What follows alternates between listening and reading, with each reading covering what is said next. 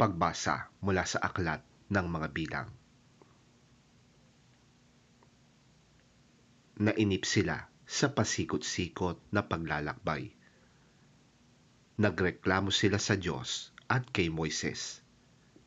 Inilabas mo ba kami sa Ehipto upang mamatay lamang sa ilang na ito? Wala kaming makain ni mainom. Suyang-suya na kami sa walang kwentang pagkain ito. Dahil dito, pinadalhan sila ni Yahweh ng mga makamandag na ahas at maraming Israelita ang natuklaw ng mga ito at namatay. Kaya lumapit sila kay Moises. Sinabi nila, "Nagkasala kami kay Yahweh at sa iyo. Ipanalangin mo kami na kanyang paalisin ang mga ahas na ito." Nanalangin nga si Moises para sa Israel, at ganito ang sagot sa kanya ni Yahweh. "Gumawa ka ng isang ahas na tanso. Ilagay mo yon sa dulo ng isang mahabang kahoy. Sino mang natuklaw ng ahas at tumingin doon ay hindi mamamatay." Ganoon nga ang ginawa ni Moises. Kaya lahat ng natuklaw ng ahas ay tumitingin sa ahas na tanso at hindi nga namamatay.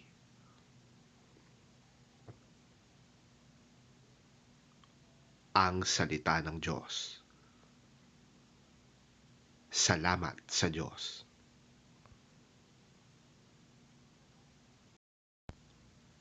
Pagbasa mula sa sulat ni Apostol San Pablo sa mga taga-Filipos.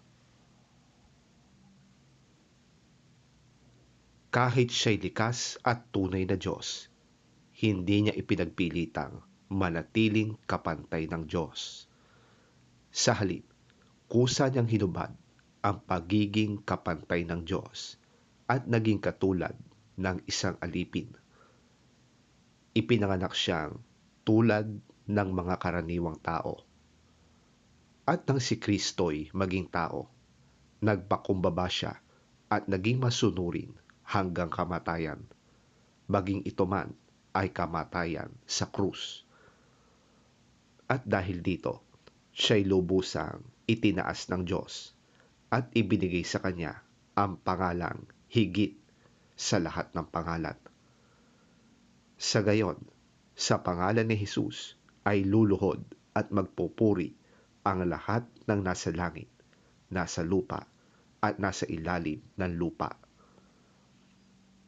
At para sa ikaluluwalhati ng Diyos Ama, ang lahat ay magpapahayag na si Hesukristo ang Panginoon.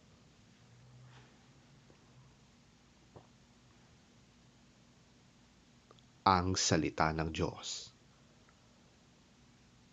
Salamat sa Diyos. Ang mabuting balita ng Panginoon ayon kay San Juan. Papuri sa iyo, Panginoon.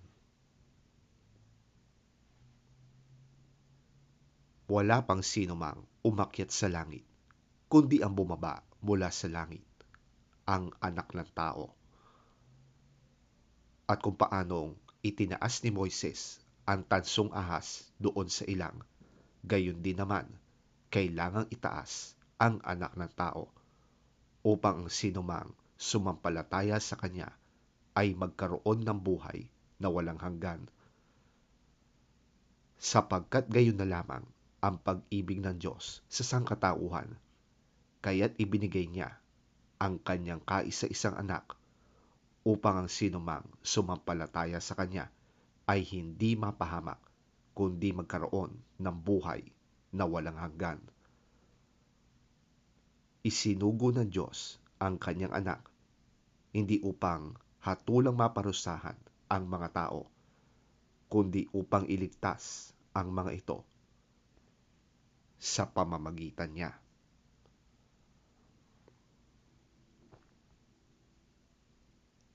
ang mabuting balita ng ating Panginoon. Pinupuri ka namin, Panginoong Hesukristo.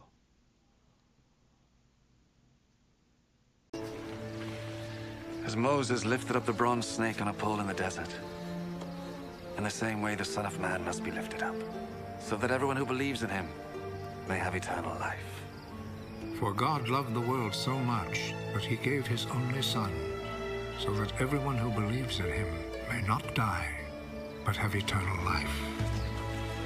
For God did not send his Son into the world to be its judge, but to be its Savior.